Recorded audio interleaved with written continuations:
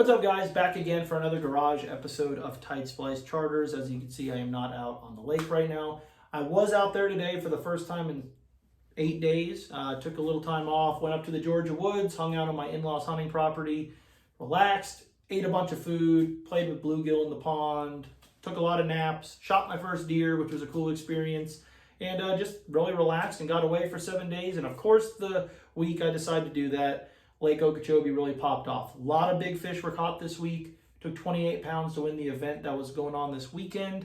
I think I know of 2 fish around 10 pounds that were caught, a couple 9s, a lot of 8s. Big ones are in. They are moving in right now, and they're spawning. Caught fish on beds today, actually, first day back. My client caught a 5.5 pounder on a bed, which was pretty cool. So they are spawning. The big girls are moving in. If you guys are looking to book a trip, I don't know what's going to happen in 2, 3, 4 days, but they're here. They're in. So that's kind of the little Lake Okeechobee report. But I wanted to talk to you guys. I get a lot of people on my boat that moved down here, message me, want to get into tournament bass fishing, don't really know where to start.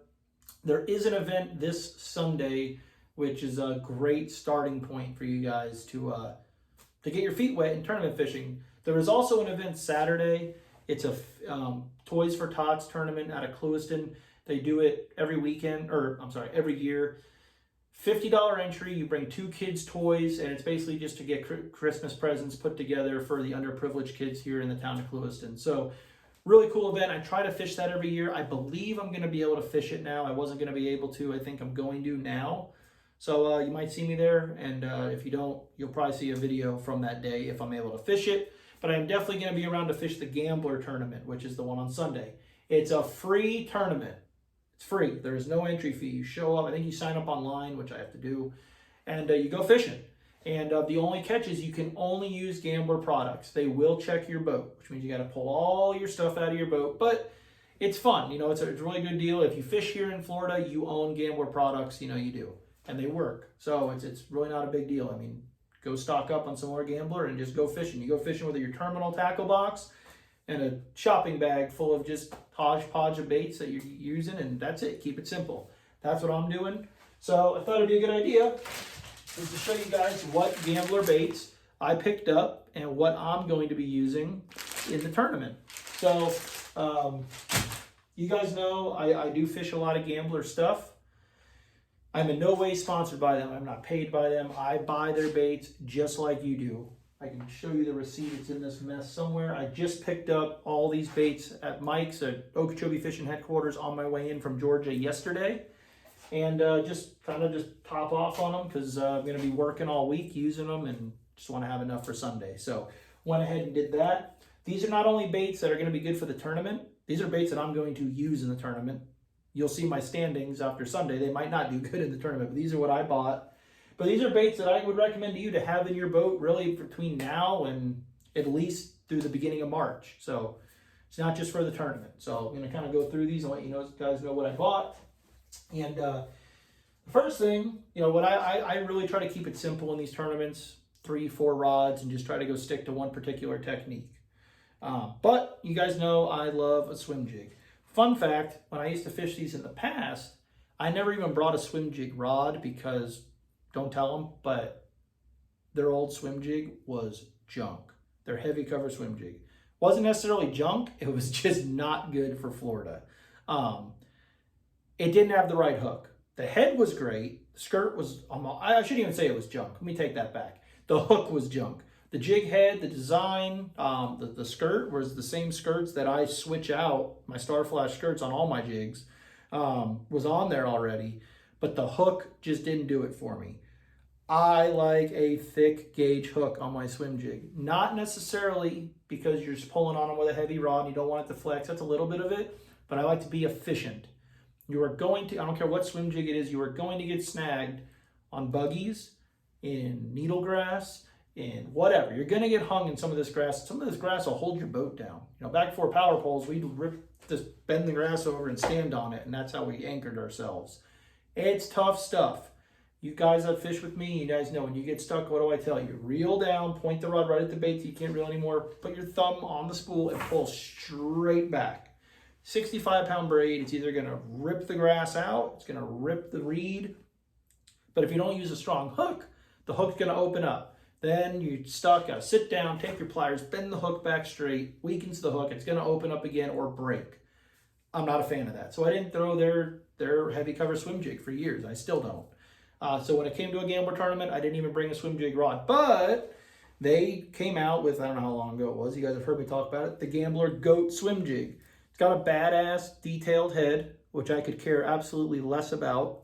Don't think that matters at all. It's got the right skirt on it like the old one did, but they put a real hook in there for Florida. That is a thick gauge shark hook. I know people say you're trying to catch bass, you don't need a shark hook. When you're fishing in the grass we are, and you're gonna get hung and hook them on the heavy rods and stuff, you do. You don't want that hook flexing. So picked up a couple of these. I already have some, but just in case I lose them.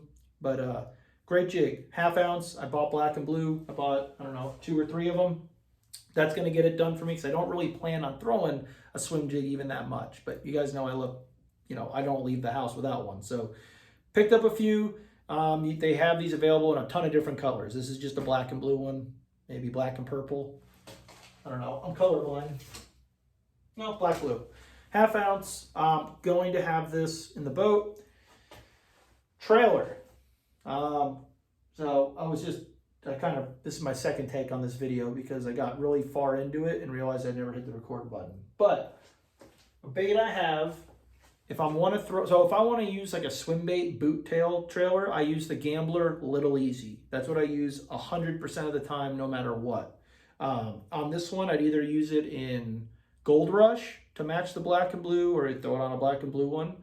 Sometimes if I'm in different colored water, sometimes I'll mix it up and I'll throw like a natural, like a red ear or Copperfield on the back. I like the Little Easy. The Easy Swimmer is real popular on there, but I like a small compact jig coming through the water when it comes to swimming a jig. So the Little Easy, I don't have them here because I have a bucket full of them in my boat. I didn't need to re-up on those. But what I did get more of are these burner craws. This is basically their version of like a Zoom Speed craw or what have you. Any little swimming cracking craw, stuff like that. Really compact bait, but it's got those little kickers on the back that just go crazy and move a lot of water. Really erratic action. But what I also didn't buy, because I literally forgot about them until I started making this video, is Gambler makes a bait called a Mega Daddy. A lot of people are unfamiliar with them. I don't think I have to go out to my boat. When you have a wife that fishes as much as you do, nice. You can steal her stuff for your videos. You don't have to go to your... This is a white one. I didn't even know they made white. But I knew she had a bag. So she's got a few different colors down there. But I don't know where she got these. But they might make them in white, but I don't think I've ever seen them in white till just now. But this is a Mega Daddy. Big bait, just a giant craw deal. This is arguably probably the most popular flipping jig trailer in the state of Florida. Kissimmee, all those giant 9-10 pound fish you see get caught on Kissimmee, most of them has something to do with it. Not in this color though. They make them in 100 different colors. But the cool thing is you can twist this little deal off and you can put that on the back of your swim jig. When I'm swimming a jig, I'll rip these 2 little antennas off just so those kickers can really move a lot of water. It's a huge profile. Okay, and it's not as erratic of kicks like on the burner craw. It's going to be a slow wobble there, and it just gives a really big profile if you're looking for a big bite. I've got a whole bag full of these in Gold Rush. I like to throw black and blue with Gold Rush. It's just kind of like that natural green pumpkin gold and June bug in there. Gives a little bit of contrast, and that's what I have confidence in. So if you like a big bait, a Mega Daddy is a really good one. But the other reason about these, the burner craw, because this is my all-time favorite bait to punch mats with. If I'm using that 1.5 ounce weight, you guys can go back and look at my videos. This is what's on there. It's real compact, goes through the grass real easy. They actually typically have these little appendages on the side. You can see these little 4 legs. I ripped those off. That's more for that bait to catch on, grass to catch onto it and make it not go through the mat as easy. And just for brim and stuff like that to peck at and get my hopes up. So I rip them off. Go through the mat a lot easier. Our fish are mean. They're aggressive. So that thing, swimming down by them, I think a lot of times gets them to react real quick. So that's back at you. It's a black and purple, really dark colored bait that you guys know I like fishing dark colored baits. They make all these baits in 100 different colors, but I like to keep it simple. So that's back at you. Favorite color they make. That's for pitch. That's for a swim jig trailer, and that's for punching mats. When it comes to pitching reeds, you guys know I like flipping the missile baits D-bomb. That's my go-to beaver style bait. That's what I like. But when I was at Mike's, I need something to pitch at reeds. Sparse cover, 3/4 ounce weight. Can't use a missile baits D-bomb. And I remembered this was the OG. This was like what got me into flipping back when I was young. This was the hot thing. This is actually what Chris Lane won the Bassmasters Classic on, I think in 2012. This is the Gambler Ugly Otter. I think a lot of people forget about this bait. It's basically their version of a beaver. I don't know if you guys can see that there. But this is in back at you, about 4 or 5 bags of these, black and purple, keep it simple. A wrapper now.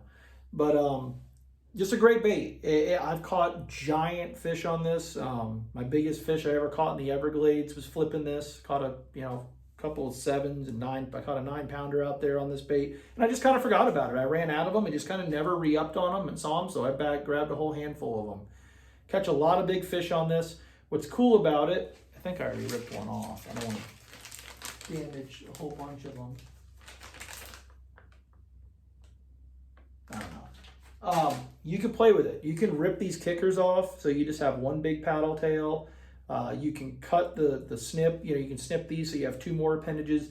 It's just a great bait, and this is what I'm going to use with a 3/4 ounce weight, my 5/0 hack tack, and flip to sparse reeds and stuff like that. Anything that I don't have to punch through. This bait's a little thin, which means you get an awesome hookup. You get an awesome hookup on it when you get a bite. But it will tend to snag and stuff when you're really using the big weight trying to punch through stuff. So I usually don't use it for that. So I bought a bunch of these. They do work. I just kind of forgot about them. The next one. So this is what I've been catching, or my clients have been catching all of their fish on my boat for the past, well, I was gone for a week, but the week before that and even today. So what the 5.5-pounder was caught on today is what all the fish we caught on Sunday were caught on before that. It's the Gambler Burner Worm. It's basically their version of a speed worm or a cutter worm. This is in June bug. I throw it a lot in that back at you color. Gold Rush, those are my favorites. And it's just a giant swimming worm. They make it in a smaller one. I've never bought them. I don't own them. I've never even tied one on. I only use the big one. Just a great bait, real heavy, thin profile, but it's just thick, it's heavy, it throws really good. You can throw it weightless. This is my dummy-proof bait. You guys hear me talk about it all the time. If you've ever fished with me, you could buzz this thing on top like a buzz bait. You could throw it out and let it sink to the bottom and not move it, and you can't do anything wrong with it. You could swim it subsurface like we do through the hydrilla. This thing simply just gets bit. And we've been catching a lot of fish spawning on swimming worms right now, so that's, this is all I throw anyway. I have a legit whole box full of Gambler burn worms in my boat already, but I bought a few more so I don't run out. The best thing about this bait, Gambler makes a Senko style bait, just like everyone does, and theirs is called the Fat Ace. I think it's a 6-inch bait. It's a little narrower than this though. So I like, when I throw a Senko style bait, a stick bait, I like a heavy one in case I want to throw it weightless. It's easy to throw out here on 20-pound fluoro, our version of finesse fishing. But I like some weight so it falls a little quicker, and I like it thick so I can put a big hook in it and things like that. So what a lot of times I'll do is if I'm catching them where I'm just dead, if I'm throwing this bait to reeds and letting it lay on the bottom and they're picking it up and I'm not utilizing the swimming tail, I'll rip the tail off. And I'll just throw, basically, this is actually, they make this bait. You can buy this bait in a pack. It's called an O-Beast. It's just a thick, giant Senko.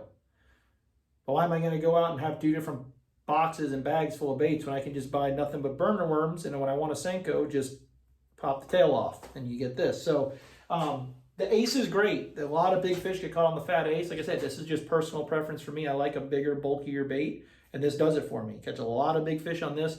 A lot of guys, a lot of BFLs out here have been won with this, flipping this on 65-pound braid for spawning fish.